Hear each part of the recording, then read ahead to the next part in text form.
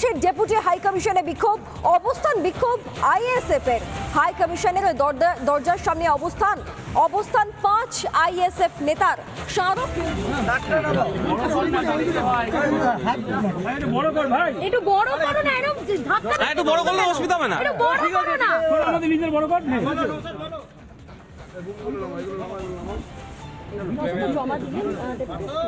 আমরা Indian secular ফ্রন্টের পক্ষ থেকে কলকাতায় অবস্থিত ডেপুটি হাই কমিশন যে বাংলাদেশে আছে তার মাধ্যমে, এখানকার যিনি দায়িত্বশীল আছেন তার মাধ্যমে বাংলাদেশ ইন্টিরিয়াম সরকার তথা ইউনুস সরকার সাহেবের কাছে আমরা আমাদের বার্তা পাঠালাম। বার্তা এটাই যে বাংলাদেশে যে চলমান ঘটনা ঘটছে অবিলম্বে এটাকে বন্ধ করতে হবে, যাতে দ্রুত শান্তি ফিরে আসে। ওখানকার সংখ্যালঘু যারা আছেন, হিন্দু সমাজের মানুষ আরও যারা সংখ্যালঘু আছেন, তাদের সার্বিক নিরাপত্তা তাদেরকে প্রদান করতে হবে, তাদেরকে ইনশিওর করতে হবে, তাদের পাশে থাকতে হবে সরকারকে। সাথে সাথে এটাও বললাম, গত রাত্রে দেখলাম ওখানে আপনার মাজারকেও ভাঙচুর হয়েছে। সেই বিষয়টা তো এনাদের সাথে আলোচনা করেছি যে কেউ মাজারকে প্র্যাকটিসের মধ্যে রাখে, কেউ নাও রাখতে পারে। বিভিন্ন ধর্মস্থানেও আঘাত আসছে, এগুলো খবর পাচ্ছি, এগুলো বন্ধ হওয়া দরকার।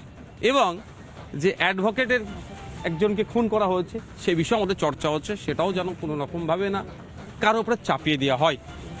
এবং যেটা শুরু করেছিলাম সেটা শেষে বলছি, যেটা শুরু করেছি সেটা হচ্ছে আজকে সকাল থেকে যেভাবে দেখছিলাম আমরা বিভিন্ন শিক্ষা প্রতিষ্ঠান, ইউনিভার্সিটি সামনে বাংলাদেশের কিছু মানুষজন আমাদের দেশের জাতীয় পতাকাকে রেখে হাঁটাচলা করছে, অপমান করছে, এটা আমরা মেনে নিতে পারিনি। আমাদেরকে পীড়া দিয়েছে, ব্যথা দিয়েছে। সাথে সাথে যিনারা ছিলেন, দুজন দায়িত্বশীল অফিসার ছিলেন, তারা আমাদের সাথে সহমত হয়েছে। আমরা বলেছি প্রয়োজনে এটা আপনারা অফিসিয়াল স্টেটমেন্ট দিন আপনাদের সরকারের পক্ষ থেকে। ওনারা বললেন না, এটাও আমাদের নজরে এসেছে, আমরা এটাকে তড়িঘড়ি যাতে না এই ধরনের কোনো ঘটনা ঘটে সেটা আমরা দেখছি। আজকে আপনাদের যে 6 জন এসেছিল তাদেরকে নাম ডেপুটেশন নেবে না বলে জানিয়ে দিয়েছিল। ব্যাপারটা হচ্ছে, আমি বলি আপনাদেরকে, আমি কথা বললাম এর দায়িত্বশীলদের সাথে। এখানে যারা ছিলেন, যারা এই ধরনের গ্রুপ ডি টাইপের যারা হয়, তাদের একটু এখানে পাকামো ছিল। এই মেসেজটাই ওপরে পৌঁছায়নি যে ইন্ডিয়ান সেকুলার ফ্রন্টের পক্ষ থেকে একটা যে আসার কথা ছিল, প্রতিনিধি দল এসেছেন, তারা সরাসরি এখানে যিনিরা দায়িত্বশীল আছেন, হায়ার অথরিটি যেখানে আছেন, তাদের সাথে কথা বলবেন এবং ডেপুটেশন দেবেন। তারা না বলে এখান থেকে এই ধরনের করতে চেয়েছিল। তার ফলে আমাদের যারা নেতৃত্বরা আছে সোজা আগুলে না ঘিরে উঠলে স্বাভাবিকভাবে কি করতে হয় সেটা দেখিয়েছে। তারপরে আমরাও যোগাযোগ করলাম যে আমি নিজে আসতে চেয়েছি। তখন যারা সর্বোচ্চ যিনি ছিলেন এখানকার দায়িত্বশীল অ্যাক্টিং ডেপুটি হাই কমিশনার যিনি আছেন, তা ওনার খবর পেলে উনি সাথে সাথেই আমাদেরকে মানে যে সম্মানের সাথে যাতে নিয়ে আসা হয় সেই নির্দেশনা দিয়েছেন। আমরা দুজন ঢুকেছিলাম। তারপরে আমি ওনাকে বললাম যে আমাদের দলের সাধারণ সম্পাদক বিশ্বজিৎ দা আছেন, যে 2 মাস ওনাকেও অ্যালাউ করা হোক। সাথে সাথে উনি আমাদেরকে অ্যালাউ করলেন। হয়েছে যতটুকু ওনাদের বলেছি, হয়তো আমি এখন ভালোভাবে মিডিয়ার সামনে বলছি সেটা নয়, যে আমি বলেছি অবিলম্বে আমরা বলেছি এটাকে বন্ধ হওয়া দরকার। এটা কোনোভাবে কাঙ্ক্ষিত নয়, কারণ শুধু বাংলাদেশের অস্থিরতা হলে পশ্চিমবাংলা, ভারতবর্ষ অস্থিরতা হবে, এটা আমরা চাই না। কারণ বাংলাদেশে ইন্ডিয়ার ডেভেলপমেন্ট সাউথ এশিয়ার ডেভেলপমেন্ট হবে। আমরা চাই বাংলাদেশ ইন্ডিয়া যে আমরা ভ্রাতৃত্ব মৈত্রের দেশ, আমরা সেরকমভাবে থাকতে চাই। সুতরাং ওই যে পতাকাকে পায়ের নিচে রেখে কুচলাচ্ছে, এটাকে আমরা মেনে নিতে পারি না। কারণ আমাদের দেশে আমরা বাংলাদেশের পতাকাকে দেখুন না কত সুন্দরভাবে উঠতে দিয়েছি। কেউ তো আমরা বাংলাদেশের এই হাই কমিশনের পতাকা নিয়ে কোনো প্রশ্ন তুলছি না। ঠিক আমাদের দেশের পতাকা আমাদের কাছেও যেমন গৌরবের, আমাদের কাছে যেমন আবেগের, তো বাংলাদেশের পতাকাও বাংলাদেশের কাছে আবেগের। কিন্তু আমাদের পতাকা নিয়ে কেউ ছেড়ছাড় করবে, এটাও মেনে নিতে পারি না, এটা জানিয়ে এসেছি।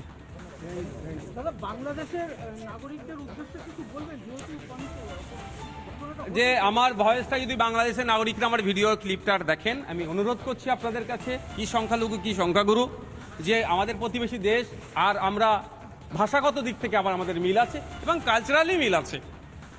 তা আপনাদের কাছে অনুরোধ এটাই, সংখ্যাগুরুদের কাছে আমি বিশেষ করে অনুরোধ রাখবো, সংখ্যাগুরুদেরকে দায়িত্ব নিতে হবে সংখ্যালঘুদেরকে প্রোটেক্ট করার। সংখ্যাগুরুদেরকে আগলাতে হবে, সংখ্যালঘুদেরকে বুকে টেনে নিয়ে তাদের যাতে নিরাপত্তার সাথে শান্তির সাথে তারা জীবনযাপন করতে পারে, সেই দায়িত্বটা সংখ্যাগুরুদেরকে তুলে নিতে হবে।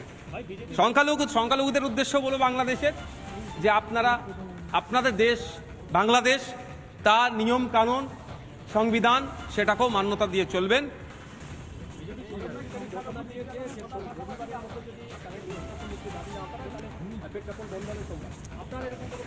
না, দেখুন, ওই ধরনের কর্মসূচি আমি নিতে পারি না, কারণ দেশের প্রধানমন্ত্রী বা আমাদের দল দেশ চালাচ্ছে না। শুভেন্দু অধিকারী মহাশয় কিভাবে বলছেন না বলছেন বলতে পারবো না, হয়তো তিনি আবেগে বলছেন। আর আজকে মনে হয় ভারত সরকারের এই ধরনের কোনো বিবৃতিও জারি করেছেন বিয়ে আমরা বাণিজ্য বন্ধ করব কি করব না, কারণ এটা অস্বীকার করার কোনো জায়গা নয়। আমাদের দেশের অর্থনীতির একটা অংশ হলেও বাংলাদেশে আমরা বাণিজ্য আমাদের এক্সপোর্ট করে আমরা সেখান থেকে অর্থ আমাদের রেভিনিউ আসে। তো আমাদের শুভেন্দু অধিকারী মহাশয়কে বলবো এটাই, যে এই বার্তাটা উনি মিডিয়ার সামনে না দিয়ে উনি ভারত সরকারকে জানাক। ভারত সরকারের পক্ষ থেকে এক্সটার্নাল অ্যাফেয়ার্স মিনিস্টার বলুন বা ফরেন মিনিস্টার বলুন, তার মাধ্যমে এই বার্তা পৌঁছাক যে বাংলাদেশের প্রত্যেকটা নাগরিক, কাজ করে সংখ্যালঘু হিন্দু বা আরও যারা আছেন, তারা যাতে তাদের নিরাপত্তার সহিত থাকতে পারে এবং বিনা দোষে কাউকে না এই ধরনের দমনপীড়ন করে, তার বার্তা এবং কঠিনভাবে পাঠানো দরকার। না, দেখতে পাচ্ছি না তো। আমাদের দেশের সরকারের মোদিজির এক ফোনে শুনেছি, মোদিজির যারা ভক্ত যারা আছেন তারা বলেন এক ফোনে রাশিয়া আর ইউক্রেনের যুদ্ধ যদি বন্ধ করে দিতে পারে, তাহলে বা আমাদের প্রতিবেশী রাষ্ট্রকে ফোন করে বা মেল করে বা মেসেজ পাঠিয়ে কেন এই হিংসা বন্ধ করতে পারছেন না? Thank you. নওশাদ সিদ্দিকী তিনি সাংবাদিকদের মুখোমুখি হয়েছিলেন। বাংলাদেশের ডেপুটি হাই কমিশনের বিক্ষোভ এবং ডেপুটেশন জমা দেন তারা। যেভাবে বাংলাদেশে ভারতের পতাকাকে অবমাননা করা হচ্ছে বলে খবর পাওয়া যাচ্ছে, তার প্রতিবাদে তারা ডেপুটেশন জমা দিতে চান।